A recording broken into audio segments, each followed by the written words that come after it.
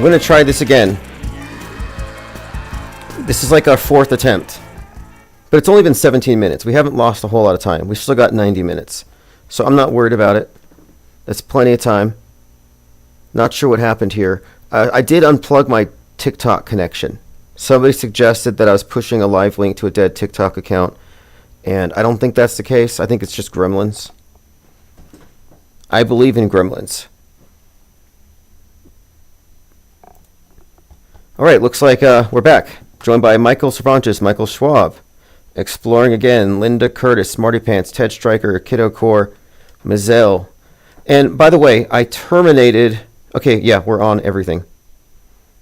I discontinued Patreon. And in case you're wondering why, it's because we no longer need the training wheels. We no longer need to rely on a business model that is just too easy to cancel.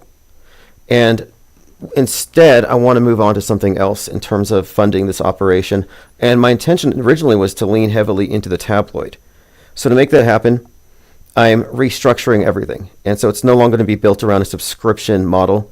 In fact, it'll be more resilient because now bad actors can't try to triangulate and undermine our work once we're fully, I think, independent of any kind of a third-party platform. And I think so, for the most part, this is a good thing. It's very freeing. And I'm doing so because I realized I think I left this whole thing vulnerable to sabotage. And I'm not accusing anybody of sabotage, however. Something happened that was tantamount to such. And it just made me realize that, one little error, one mistake, the USPS loses one package, it could set us back 2 months. And I don't want to lose any time. So I'm adapting. And I already have a side project that I think will finance the tabloid itself. It's a publication.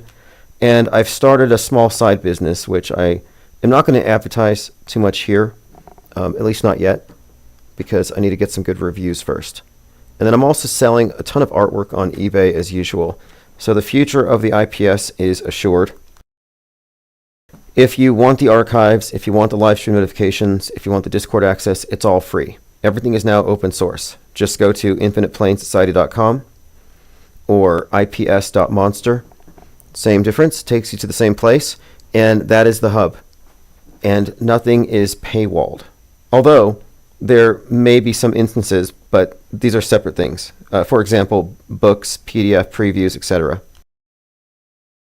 About 2 weeks ago, I distributed I released for $1 a PDF for Lie World, which is my next book, and I'm waiting to put some illustrations into it before I publish it in paperback. So I don't think we need to rely on any third party from here on out. And also this makes it very clear that we can't really be canceled. You can't pull the plug on us with YouTube or Patreon or anything for that matter. So moving forward, I think everything should proceed according to plan. We already have the IPS Deep Dive #1, and I was looking at the stats on it, and it's been viewed more than 5,000 times. I already have #2 scripted. I'll be releasing that one or recording it likely on Monday, if not sooner. Right now I'm working on a music video, which I haven't said too much about. I'm just going to surprise everyone. The musician sent me a track, and he suggested that, by tomorrow evening, I'll have the full version. But I've been working on the artwork and the animation, and I'm primarily using Sora TV, which, if you're familiar with it, it's the AI generator that does the text to video. And I've had a ton of practice. Now, this is weird. My laptop with the audio encoders just shut down. It says, your device ran into a problem and needs to restart. We're collecting some error info. Then we will restart for you. Things have been very glitchy, like the simulation's mad at me or something. So let's move on to the list of things, the IPR points of interest. If something here sounds interesting to you, just wave your hand and we'll go to it. Musk's exploding 33-story tower. Now, have you all heard the headlines or read the headlines, heard the stories about space junk affecting flights airplanes having to dodge space junk, you see where we're at and who the finger is pointed at. And I've made this correlation for a long time. Musk, space junk, mind junk. So just to reiterate that, Elon Musk's space and mind junk. And I posted this one on the 17th. So right after this thing happened. So listen to this. Musk is the leading source of mind and space junk. Between X and SpaceX, he single-handedly has imperiled cyberspace and outer space. This is part of his world stage role. He's a living example of why rich individuals threaten the collective by their very existence. And think about the CEO story, Luigi versus the CEO. It ties into this. Musk has so much power and wealth that he bought Twitter and converted it into a vector for mind viruses, which supposedly lead to political violence. He opened the floodgate for a widespread deluge of, quote, dangerous misinformation. This was the theme in the Netflix's The Madness, which has a Musk-esque CEO who helps steal the election and finances the right-wing Nazis on social media. Now, I've been pointing out that The Madness was basically Elon Musk. Now, listen to what the Hollywood Reporter said. The Madness, delving into how and why the series was conceived, its relevancy, and their Elon Musk-esque billionaire. So the Hollywood Reporter also noted that Luigi was based on, or rather is very similar to Travis Bickle. But anyway, pointing out here that I'm looking at the Metascript connections between Netflix and real life. I'm noting that this character is 100% foreshadowing Musk in his future role. And the Hollywood Reporter reiterates this. And The Madness is about mind viruses. And the billionaire in The Madness is who finances the spread of mind viruses and steals the election. Biographer Seth Abramson says Elon Musk's madness could endanger America. He warns that Musk's mental struggles could have catastrophic consequences for the U.S. government and its security. Abramson calls for urgent action to protect America. So Musk's madness, and then The Madness, which is based on Musk in part. And he gets killed, and it's a Luigi-esque type of situation, as in the public thinks it's a good thing. Governor Newsom said, "This is serious," slamming Musk over wildfire misinformation. California Governor Gavin Newsom responds to recent misinformation by Elon Musk and President-elect Trump about the California wildfires. So Musk, in my view, is a manufactured character, a provocateur, whose purpose it is to gain collective support for censorship and regulation, to protect the global commons of cyberspace and low Earth orbit, our shared outer space. And I've been talking about this for some time, and it was pretty obvious, the disease X, the mind virus stuff. But now the space junk stuff is accelerating, and it's all part of the same continuum. Cyberspace, inner space, outer space as a metaphor for the space between your ears, your mind, because it's all worldview warfare. Musk is obviously a part of this, keeping you in a simulation. The Truman Show they implanted into your head.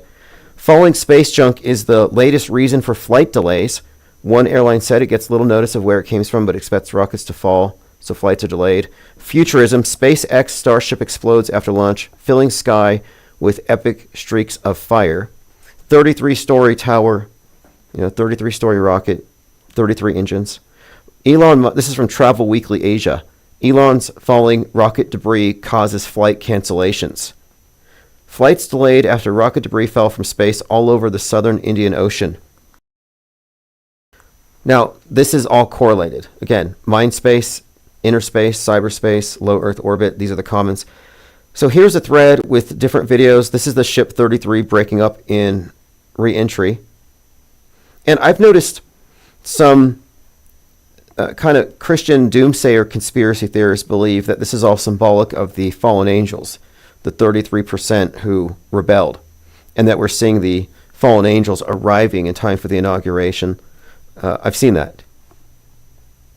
Which is not as strange as the lady that was talking to Venus, believing it was an orb drone sent here to tell her about Jesus.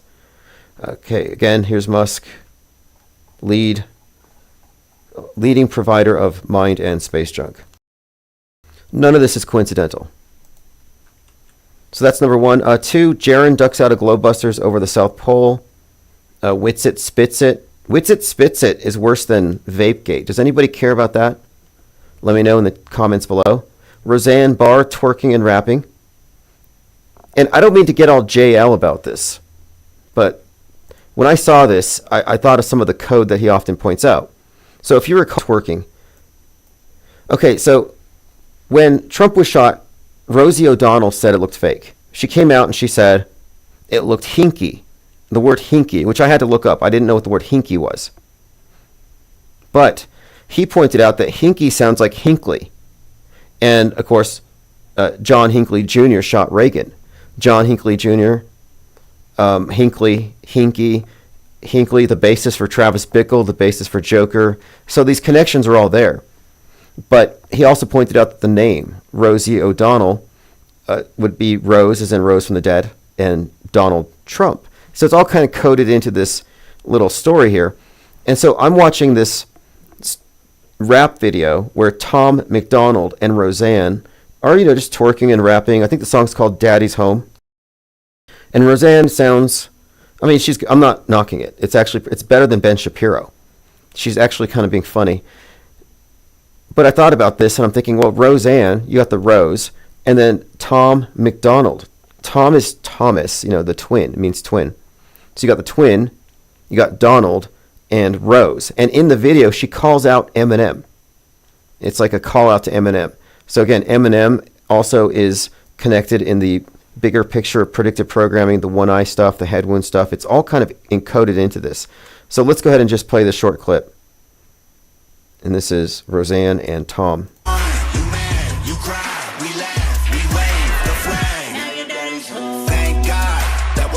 Couldn't take another 4 years. That's a wrap. I can take a bath in your tears. That's a fact. You got lipstick all on your beard. Okay, there you have it. Weird timeline. 2025 is just off to a great start. Lean Dion is hand waving for Witsit Spits It. Okay, let's look at Witsit Spits It. I think it's worse than Vapegate. I didn't want to go here, but I thought it was unusual that someone had said that before the trip to Antarctica was brought up, he was crowdfunding to have NASA audited. But then that kind of went away. And then here he is going to Antarctica. And I'm like, well, what happened with that money? We speculated that maybe he was financing a secret vaping addiction. But whatever the case, something else was going on at that time. And it was shared here. Again, this is Witsit Spits It. It gets pretty bad, and I'm just going to play a short clip here because I think it is relevant to our conversation. But what I think is interesting is that he would advertise it as, oh, come on, guys, it's only $3 a day or $11 a day or $33 a day. And that's in his own words, as you can see here in his... Now, this is a video from Flat Earth Banjo. I don't know who he is. I've heard Jaron rant about this guy. He doesn't believe that the Antarctica thing was legitimate or real. And I think this is the video where he claims that he sees lines on the screen. So it's really intriguing. Like, this is like moon landing conspiracy theories all over again. But here's where Witsit Spits It gets its name here. And it's pretty bleak, but I'm just going to play it. This is bad stuff. Of all this that, shout out to Yasuke for bringing this to my attention. But apparently he was arrested right before he started pushing all this life reset stuff. He was arrested for battery, for spitting on his wife. In the notes it says that she grabbed his wrists and he spit on her. There was an order of no contact filed by her on him. And, her being a therapist and him being, life coaching, trying to do relationship advice on people was pretty ridiculous. I think, people should know what they're getting into. If this is the type of businesses they're trying to run, maybe they should try practicing what they preach. Okay, so now this meme makes sense. I've been seeing this meme of Witsit on the Haktua girl. And now it makes a bit more sense. I was like, what does that mean? I know it's funny, but I don't get it. Now I kind of get it. So there you go. I hope you enjoyed that answer. I don't know what to make of it. I just think that people have their reasons for not trusting this group of characters. All right, let's move on here. Brandon Biggs, who predicted the first assassination attempt on Trump, claims to have visions of a massive bomb attack during the inauguration. So Brandon Biggs claims that he had a prophetic vision in a dream where he saw Trump get shot at and his eardrum blew up. That's been debunked. It's been totally debunked. There's a number of videos that break down how this guy works. It's a scam. It's what you would consider, it's the Texas sharpshooter fallacy is how it works. You don't hear his misses. You only hear his hits. And he makes these vague hits. Like, there's going to be a rally. There's going to be people there. The sky is going to be blue. Nice weather. It's like, check, check, check. Wow, he nailed all these boxes. Well, no, he really didn't. And then you subtract the ones, or you should, the ones that he gets wrong. Those don't count against him. So he said that there was these big mountains in the background when Trump was shot. No, there's no mountains in Butler, Pennsylvania. So that couldn't have been right. But moreover, he deleted a lot of videos that would have shown that he was consistently wrong. And he was able to take a vague prediction and attach it to the event. Totally illegitimate. Piano says, we know and we've had enough of TFE. Yeah, I have TFE fatigue. I said it the other day. I said that I don't care at this point. I've become shape ambivalent as a result of people trying to tell me to take sides. It's like, I'm not taking sides. I'm a conscientious objector. Like, I'm not in the political horseshoe, and I feel like even acquiescing to this total model is setting my... It's premature. I've said this before. Flat earthers and round earthers are the same people. They really are. It's, I think, an error on both of their sides to assume they have the full picture.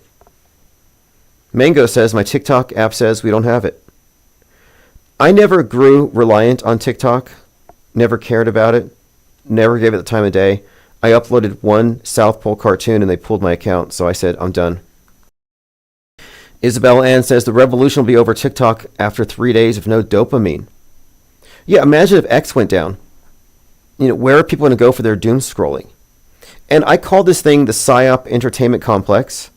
I was on Fakeologist the other day, and I reiterated that the military-industrial complex is a fiction of the PSYOP entertainment complex. Refer to Saul Alinsky, Rules for Radicals, number 9. The threat of the thing is more terrifying than the thing. So we live with these threats, but not the actual things. And the things don't exist, which is the thing we're pointing out here. But regardless, I think we're looking at a situation on the 19th, very PSYOP-rich environment. We live in a PSYOP. It's really remarkable if you really look at just how utterly plugged in people are to the daily drama. It was drones, then it was fog, then it was fires. What happened to the fires? Everything gets pushed by the next thing and the next thing. And there's just so much fake news that you can't even... fake news from the alt media where it's just complete fabrications. In fact, I saw this series of rumors by a number of channels where it's a form of engagement farming to make claims that a source close to the Trump White House or a source close to Trump says, we have to get away from the reliance on second-hand, third-hand.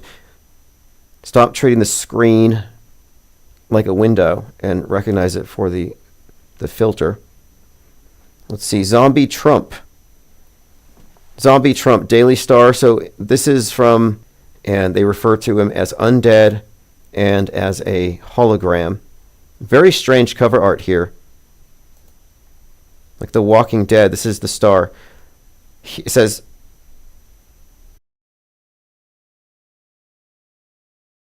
and Trump is walking by as a zombie. I don't know what to make of it, but I take note of the big picture and what's being communicated as like a concerted message. And this death resurrection theme is what we're focusing on.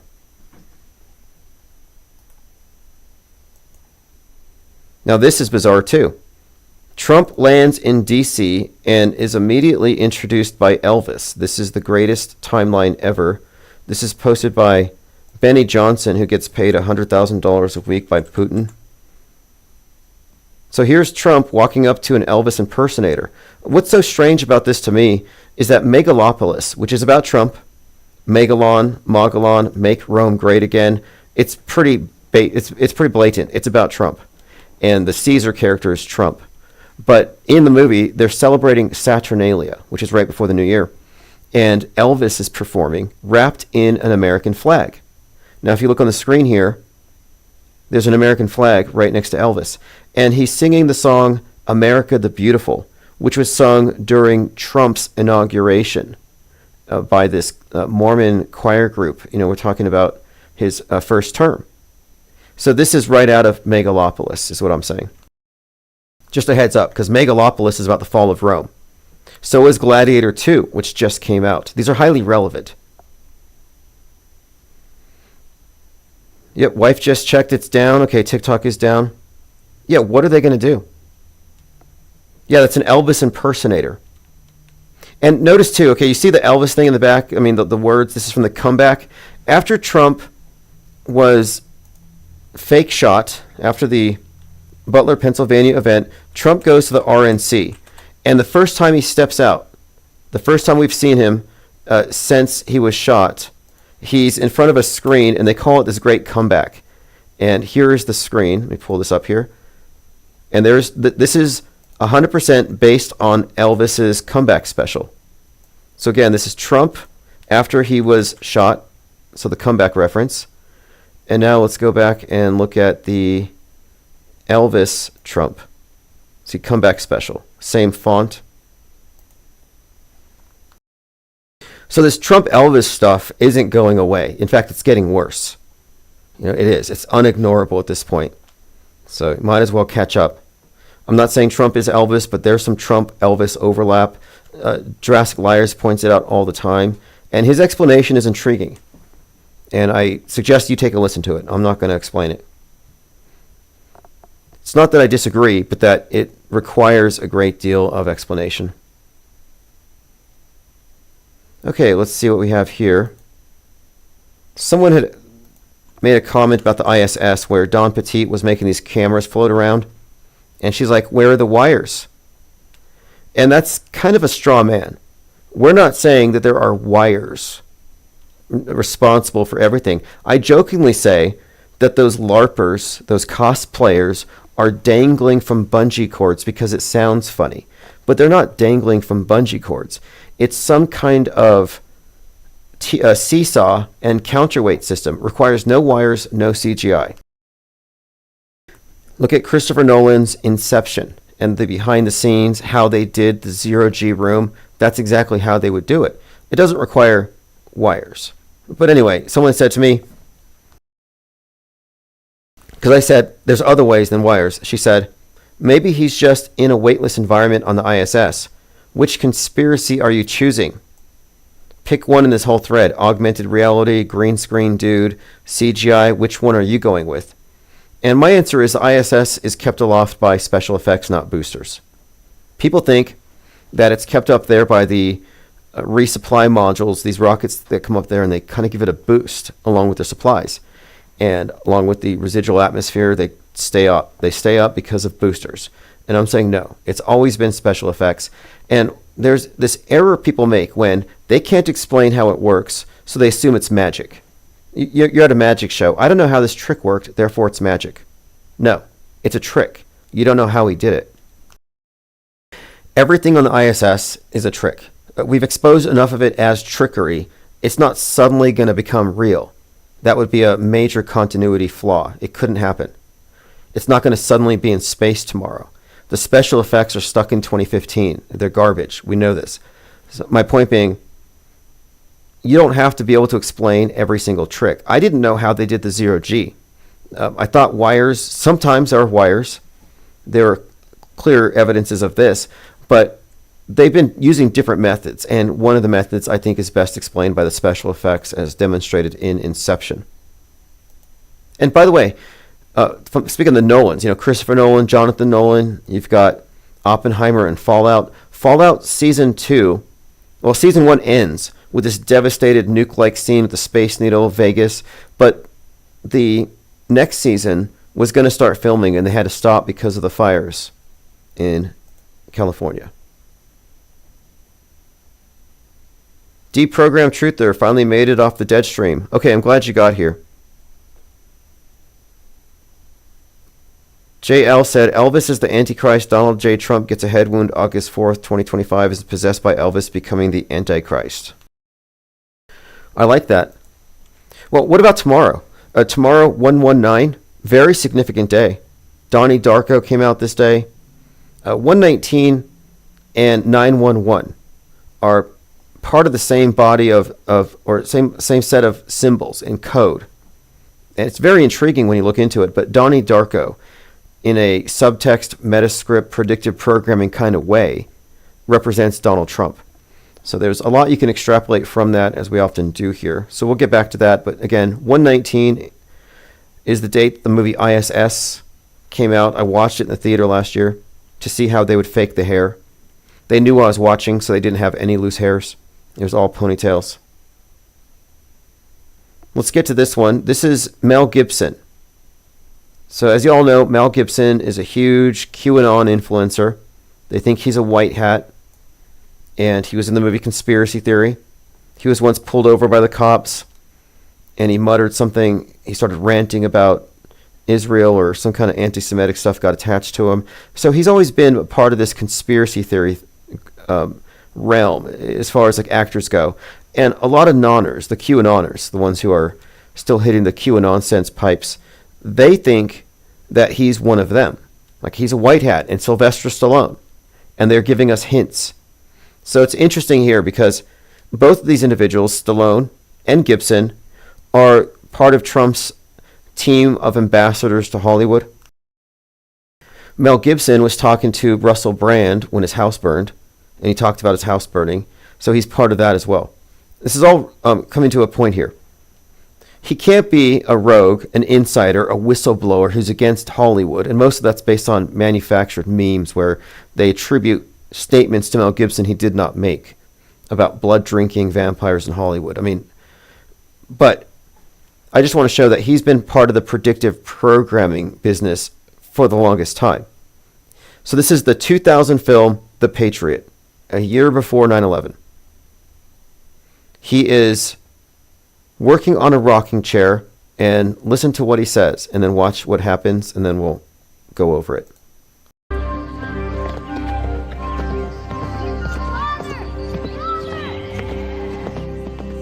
9 pounds, 11 ounces. That's perfect, perfect.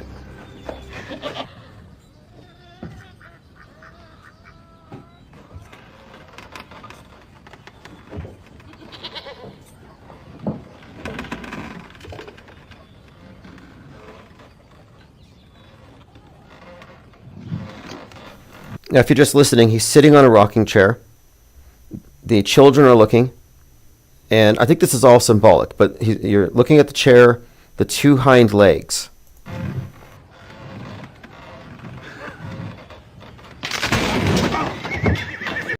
Okay, so what happened here? Gibson is weighing a chair, 9 pounds, 11 ounces. That's perfect, that's perfect. He sits on it, witnesses are looking. They're all afraid it's going to collapse, because apparently this has happened before. And then it collapses.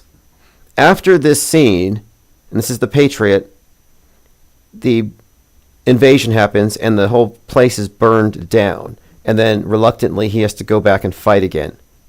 So you have this 9/11 theme of the Patriot defending his homeland after an attack, after a collapse, 9/11.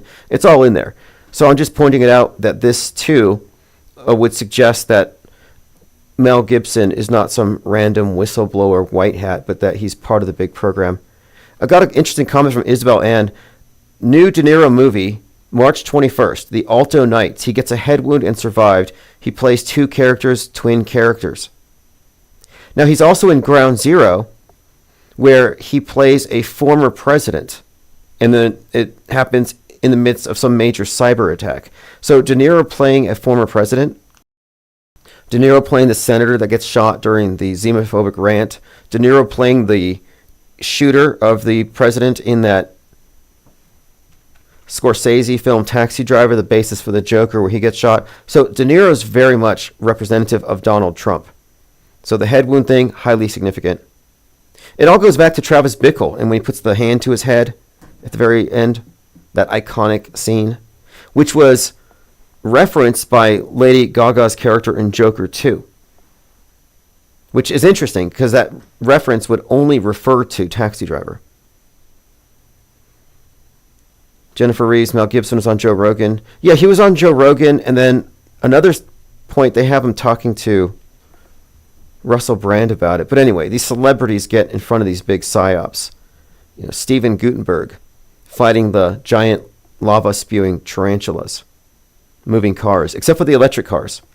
And of course, because people leave their keys in their cars. Joe Santos says the 33rd Commanders going to the championship playoff for the first time in 33 years. Yeah, lots of 33s. The 33-story building that blew up, the rocket with the 33 engines. What's up with that? Sylvester Stallone had a pyramid scam, so he's not to be trusted. I haven't heard of that. But Stallone's relevant, too, because recently he mentioned the Resurrection AC, the gym where Rocky was fighting, and the iconic scene. So Rocky, and then I think it was something with... it was an old church turned into a boxing ring. And he described how Trump is a mythological character and how he loves mythology. But Stallone is a piece of this puzzle, too. He was also in Demolition Man, predicted programming for 2020. If somebody's involved in a movie that is part of the body of what we would consider to be foreshadowing for future fake news events, then they're fully integrated into the system. There's no way they're rogue or they're on your side. They're either mindless puppets and therefore not worth following, or they're insiders and you shouldn't follow them. Busy56 says the Patriot Act followed 9/11. Exactly. Isabel Ann says he was in conspiracy theory released on 8/8, the Maui fire date. Yes, exactly. And that's really what they build this caricature of the tinfoil hatter. Like, what's up with that caricature? I don't know anybody who lives up to that. It's the normies who are paranoid. Okay, moving on. Trump confirms his inauguration will be held indoors. So what are they setting up here? He says, I don't want to see people hurt or injured in any way. He says they will open the Capital One Arena for Monday for the live viewing, but everyone will be safe, make America great again. So here's what he's basically saying. January 20th can't come fast enough, but it is dangerous conditions for the thousands of people, law enforcement, first responders, police, canines, and horses. And he says, I've ordered the inauguration address to be delivered in the Capitol Rotunda as was used by Reagan in 85. We will open Capital One on Monday for live viewing of the historic event. And I think he said something else about how the ticket is just a commemorative token now. But, yeah, what does this mean?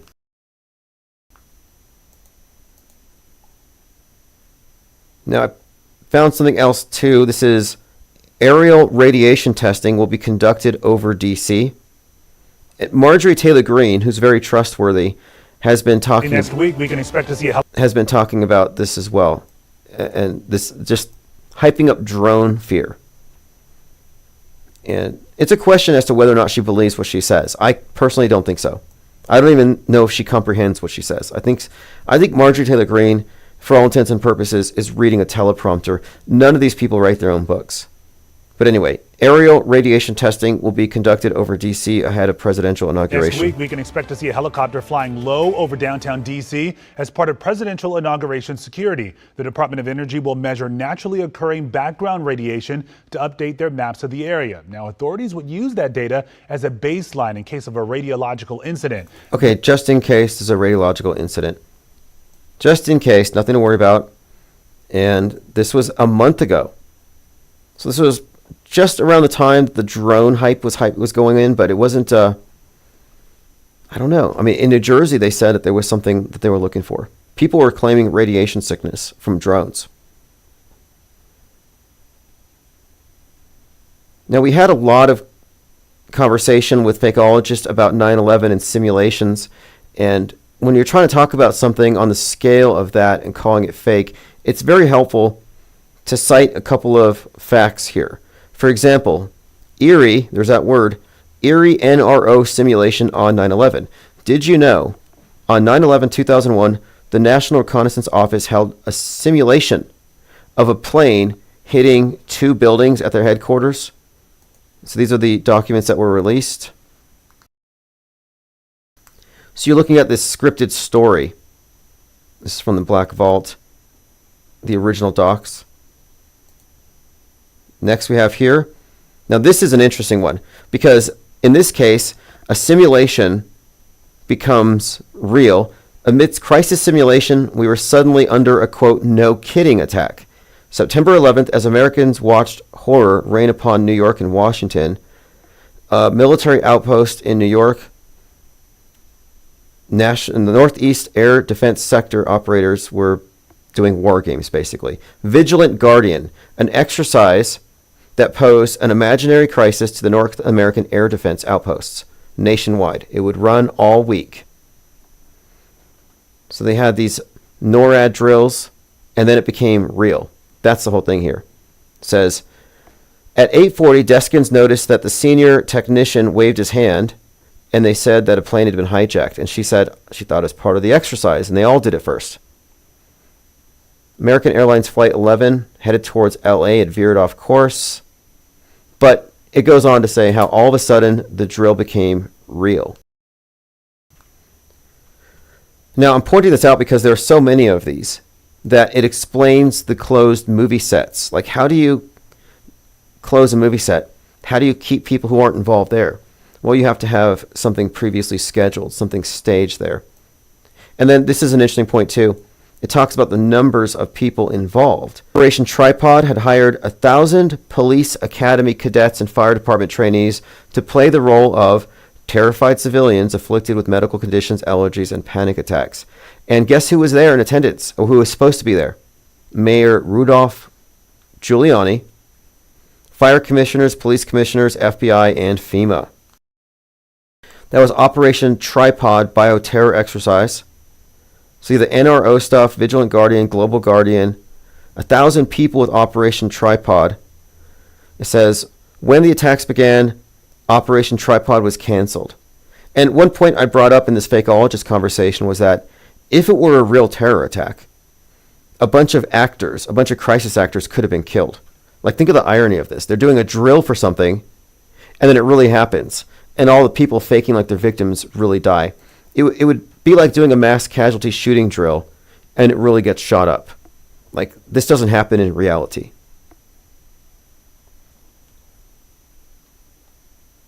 What a coincidence, says Stuart McKenzie. Oh yeah, so many coincidences. Roxy says, Dr. Stephen Greer flip-flopped from saying all the drones and orbs are ours, as well as years of cattle mutilations and abductions. Who's abducting the cows?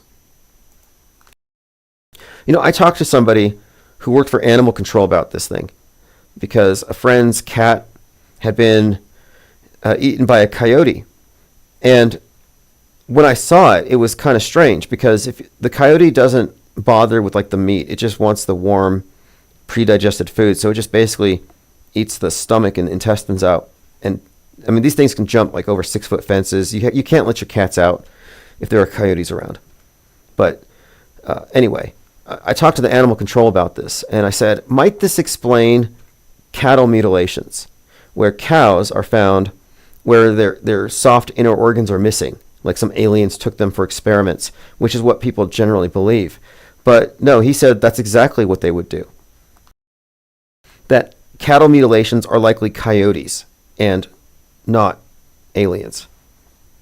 I always look for the mundane explanation before reaching to the supernatural. So let me read this quote here. This is from Edward Bernays. We often talk about Netflix. We live on planet Netflix. Life follows Netflix. The first CEO and co-founder of Netflix is a nephew of Edward Bernays, the father of PR stunts, public relations. So I've got a quote here from, again, and this guy was also Sigmund Freud's nephew. But we often talk about the newsbenders, the metascriptors, and people ask, and they're very often frustrated by this, like, who are they? Who is it?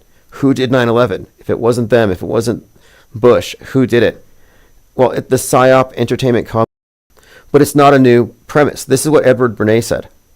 Quote, the conscious and intelligent manipulation of the organized habits and opinions of the masses is an important element in a democratic society. Now, this reminds me of what Polybius said, this historian, regarding the use of superstition in maintaining the cohesion of the Roman state, and the use of religion and superstition and the fear of gods to keep people in line. So we're talking about the manipulation of the masses as a mass. So here's what he goes on to say. Those who manipulate this unseen mechanism of society constitute an invisible government, the true ruling power of our country. I would say the world. There is an invisible government. It's the capstone level of the lie world order's pyramid. It's invisible. He says, we are governed, our minds molded, our tastes formed, our ideas suggested by men we've never heard of. This is a logical result of the way our society is organized. So this is from Propaganda 1928, Sigmund Freud's nephew, and he founded the public relations industry. There's quite a lot more in this particular article. It's intriguing. I'm going to share a link to it, but I want to just talk about how the whole premise here of totally controlled monolithic media replacing religion is that this is the invisible government. I often say that there's no point in saying it's different governments. There's only one government. We're all on the same sheet. None of them are refuting the lies of the. You would say, hey,